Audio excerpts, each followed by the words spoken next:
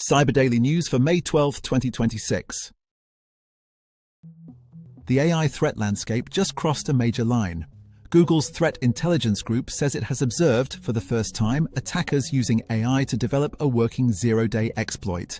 According to Google, the exploit was designed to bypass two-factor authentication and was built by a prominent cybercrime group attempting to weaponize open-source software.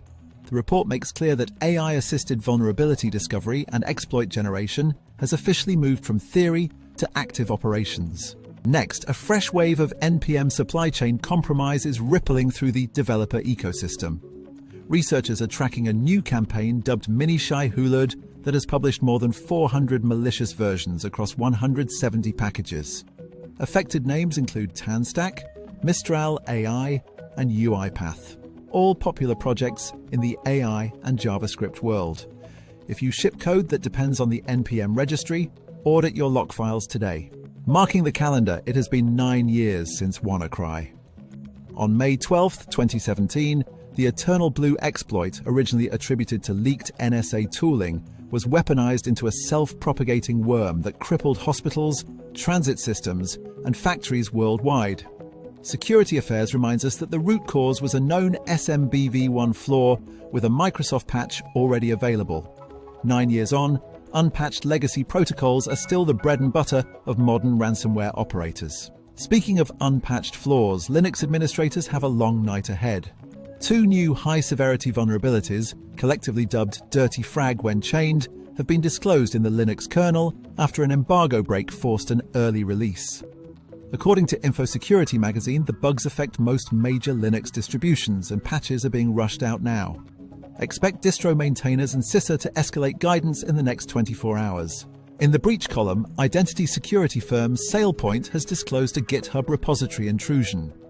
In an SEC 8K filing, SailPoint confirmed unauthorized access to a subset of its GitHub repositories on April 20th, traced to a vulnerability in a third-party application.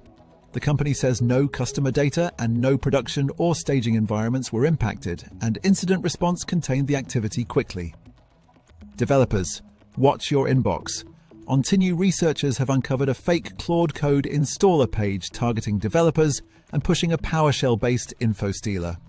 The malware abuses a Chrome elevation interface known as iElevator2 to escalate privileges and harvest credentials.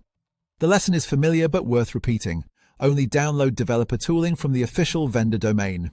On mobile, Threat Fabric is tracking a new variant of the TrickMo Android banking Trojan that has moved its command and control traffic off the conventional internet entirely and onto the open network, the blockchain-based TON protocol.